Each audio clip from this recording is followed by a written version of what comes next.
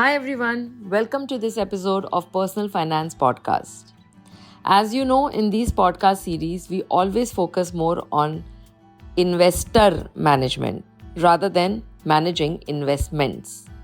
Our aim is to try and understand our investment behavior, our biases, what we can control, and what we need to learn beyond the daily news and headlines that we are exposed to 24/7.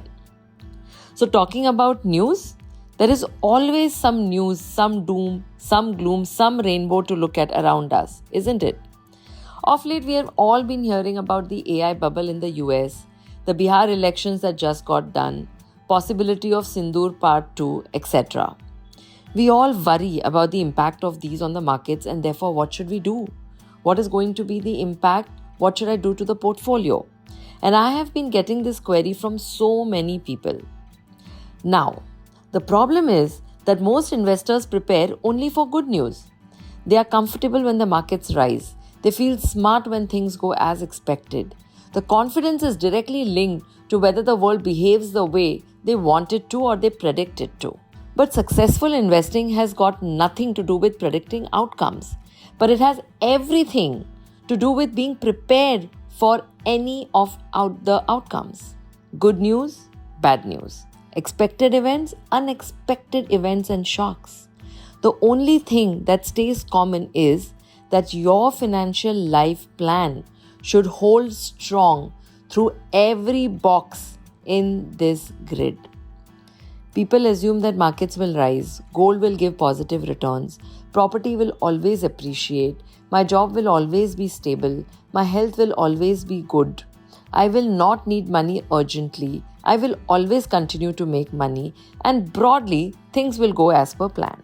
That is not planning. That is wishful thinking. Real financial wisdom is when your plan does not collapse the moment your life takes a turn or you did not foresee. Markets will crash, health emergencies will rise, family responsibilities shift, policies change overnight, liquidity needs show up uninvited. The question here is not, will something go wrong?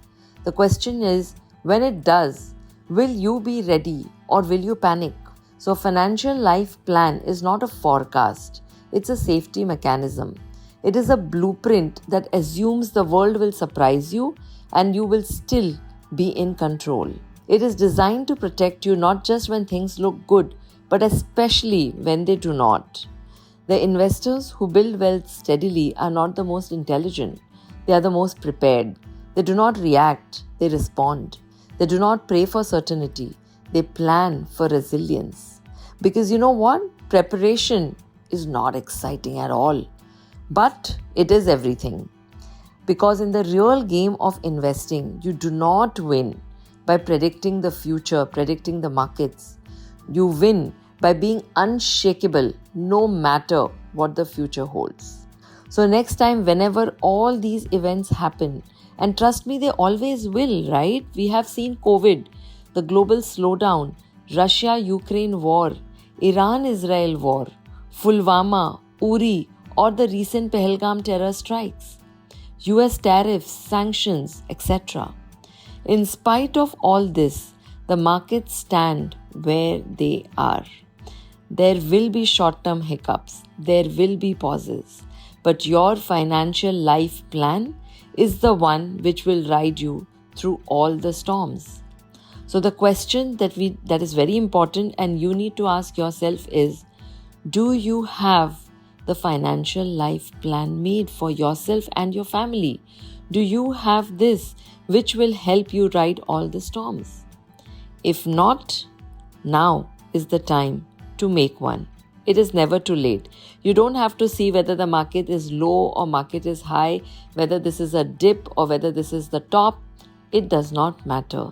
The financial life plan that you make will take care of the new highs and the new lows that are going to come in the future. So start now. Now is the time. I hope this helps. Thank you so much for listening in. God bless.